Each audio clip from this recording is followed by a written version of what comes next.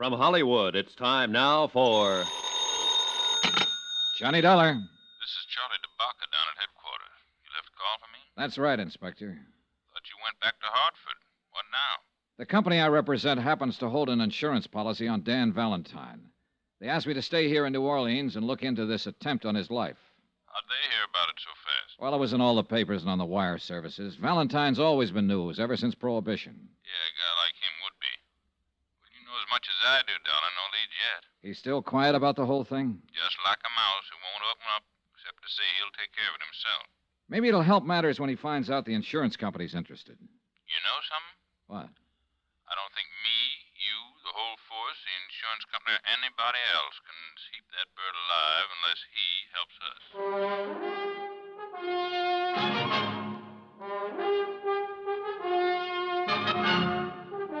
Tonight and every weekday night, Bob Bailey in the transcribed adventures of the man with the action-packed expense account, America's fabulous freelance insurance investigator. Yours truly, Johnny Dollar.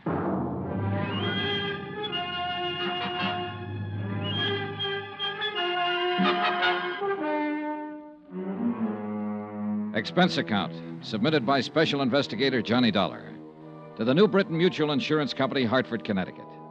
The following is an accounting of expenditures during my investigation of the Valentine matter. Expense account continued. Item 3, $3. One telegram to Roy Vickers in Hartford requesting a copy of the policy contracts between New Britain Mutual and Dan Valentine, plus the name and location of the beneficiary and any other data on the case. After that, I walked over to the police station and looked up Inspector DeBacca. Sit down. Thanks. I don't quite get this, Dollar. What's your part? Well, the insurance company would like a full report on everything that's happened, that's all. You could give them that on the back of your thumbnail, couldn't you? Not quite, Inspector. Oh, you mean a separate report from what we have? Something like that, yes. Well, it's their dough. They can spend it any way they want to, I guess. If there's any reason for them canceling the policy on Valentine, they'll do it. The fact that somebody shot at him a couple of times and came near killing him is one thing. The fact that he won't open his mouth about it is another. They're looking for a way out? I didn't say that. They just want to make sure about everything, that's all. An insurance policy's a contract, mutually beneficial to both parties. Both parties have to keep the line of that contract. They don't figure Danny Valentine would run around shooting himself for insurance money. Inspector, they don't figure anything. Well, now that you've been official, be unofficial. What's your idea? Well, Valentine's got a legitimate policy with the company. They don't want to see him killed. They tell me to investigate the shooting. Actually, they're telling me to see to it that he stays alive and well. Well, that makes sense. Good luck. If you'll sort of let me tag along on the case, I'd appreciate it. Well, we'll see. Oh, what's the matter now? It just occurred to me. Valentine bought our house out in Jefferson Parish 3 months ago, a couple of days after he was released from a federal pen. Now, he's lived there quiet, minding his own business, keeping his nose out of trouble. Yeah. Well, as long as a man does that, even a man with a background like Valentine's, as long as a man does that, we don't bother him, and he doesn't bother us. Well, so? So what happens? Yesterday, you meet him and have a couple of drinks with him. Hello, goodbye. Boom, boom. He gets shot twice. By somebody, somewhere. You a bad news boy? Now, that's as wild as you can get. We had nothing together except the drinks. You sure? I'm sure. Well, I'm thinking about it just the same. Here. Be back in a minute.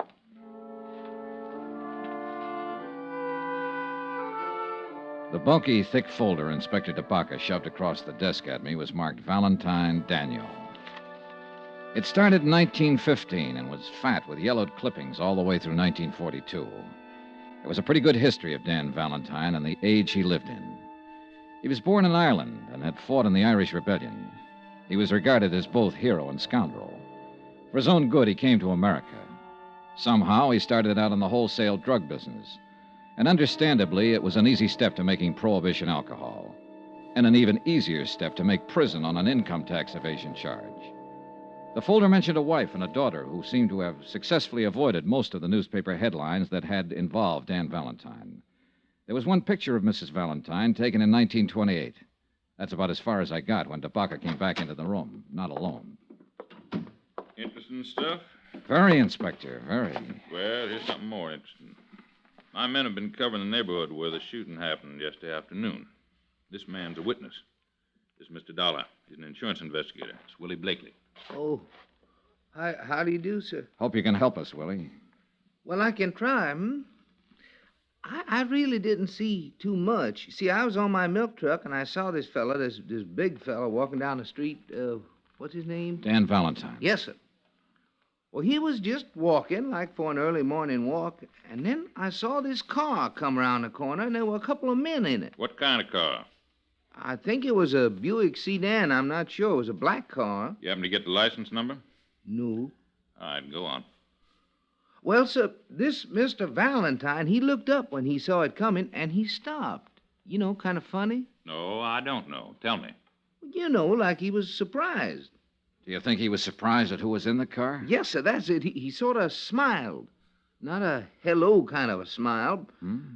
Sort of a sad smile. Didn't wave, just stood there. I couldn't see the men in the car by then, so I don't know how they were looking at him. Did you see them as they rounded the corner? Yeah, just a couple of fellas, dark coats and hats. Would you know them if you saw them again?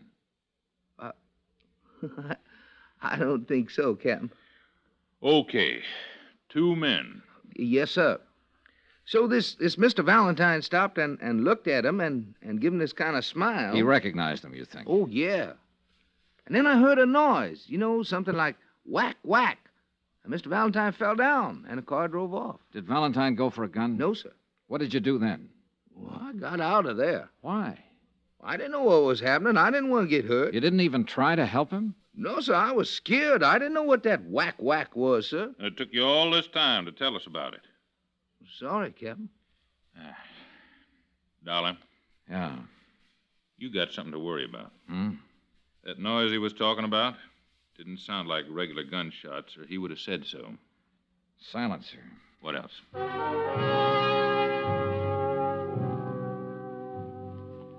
Inspector DeBaca continued to question the witness, trying to ascertain more details about the shooting, the car, and the men inside the car. 4 hours later, when I left, he was still at it. Some more expenses. Item 4, $2.50. Cab fare from police station to hospital.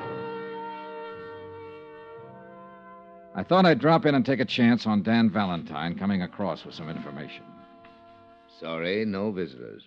It's pretty important. I'm a friend of his. I'm sorry. When can I see him? That's hard to say. Mr. Valentine's condition is not too good. What? Well, nothing to be alarmed about. He lost so much blood that he's in a weakened condition. The doctor's ordered a transfusion. Oh. You can phone in later if you like. Excuse me. Yes, ma'am? I should like to see Mr. Valentine, please. I'm sorry. I was just telling this gentleman. That's impossible. How is he? He needs rest. The doctor feels he'd be better off without visitors at the moment. Thank you. I had a feeling about the gray-haired, well-dressed woman, and I hurried after her down the long corridor outside the hospital. I was just in time to see her take a cab that had been waiting at the curb. I managed to hail one myself, and we tagged along Canal Street behind her until she paid off the driver in front of the Roosevelt Hotel. I was right behind her when she stopped in the lobby and got a key to room 1016. I gave her 5 minutes, then I knocked on her door.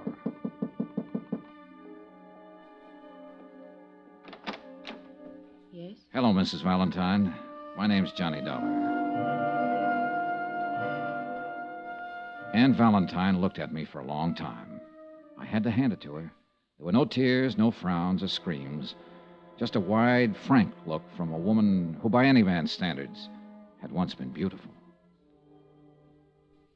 I haven't been called by that name for many years. You're a reporter, of course. No, I'm not. I'm an insurance investigator. In a policeman's office today, I saw one of the few pictures ever taken of you. At this hotel, I'm registered under the name of Ann Ward. Ward is good enough for me, Mrs. Valentine. May I come in? Yes. Now, what is it you want, Mr. Dollar? Possibly the same thing you want. To keep your husband alive. I believe that's up to the doctors, isn't it? Not quite. If he was shot at once and he won't help the police find out who did it, there's a reasonable chance he'll be shot at again. Do you know who did it? Well, who it might be. Look, the police have found a witness who describes 2 men as having done the shooting. Can you add anything to that? Mr. Dollar, I haven't seen Dan in over 13 years. I haven't written to him, talked to him, or contacted him in any way, either while he was in prison or these last few months he's been out. I see. It was his idea. But he must have had a reason. He did. Our daughter. Oh. She believes that Ward was her dead father's name. Do I make myself clear? Yeah. I read about the shooting. I caught the first plane here because I thought I might help Dan. My daughter thinks I'm on a little vacation by myself. You don't believe me, do you? Well, in view of what you've just said about not having written to him for 13 years... That was the way he wanted it. I was never ashamed of Dan, never. He was ashamed of himself and how his activities might affect us. He gave me everything I ever had out of life. In New Salem, that's where we live, and live very well because Dan saw to that part of it before he went to prison. We are considered very proper people, Teresa and myself. Dan sacrificed a great deal for that consideration. I think that you've sacrificed a great deal yourself, Mrs. Valentine. When I go back to the hospital to see him tonight, he'll probably tell me to pack my bag and go home, that there's nothing to worry about. But there is something to worry about, isn't there, Mrs. Valentine? He won't talk about it, and you won't talk about it, and both of you know all about it. Oh, Mr. Dollar, you're a very young man. I'm sorry if I sound like I could help you. I can't. Please go. I went back to my hotel and had some dinner. Then after a while, I put in a phone call to the hospital and found out I could talk to Dan Valentine between 7:30 and 9. About then, a special delivery came for me. It contained the information I wanted regarding the policy on Dan Valentine. I noticed that the beneficiary was a dual affair, wife and daughter, Ann and Teresa Ward. I had to check with Inspector DeBaca just once more. No luck. He had been unable to identify or locate the two killers described by the witness. He was trying to trace the car.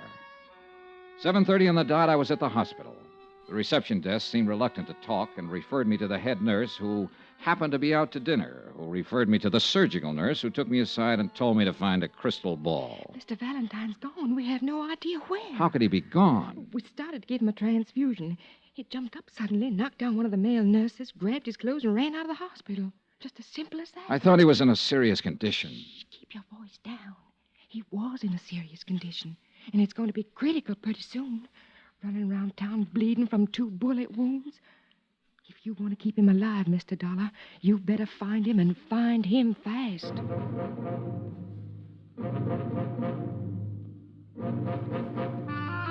I thought over what Dan Valentine had told me in the hospital earlier about taking care of the matter himself. And the more I thought about it, the more I realized he was going to do just that, even if it killed him.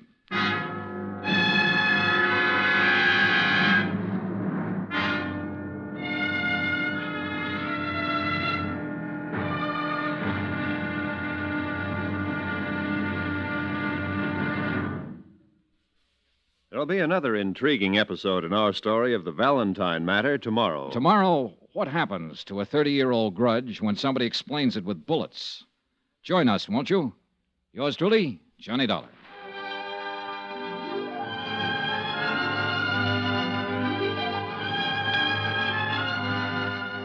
Yours truly, Johnny Dollar, starring Bob Bailey, is transcribed in Hollywood. Written by John Dawson, it is produced and directed by Jack Johnstone. Be sure to join us tomorrow night, same time and station, for another exciting episode of Yours truly, Johnny Dollar. Roy Rowan speaking.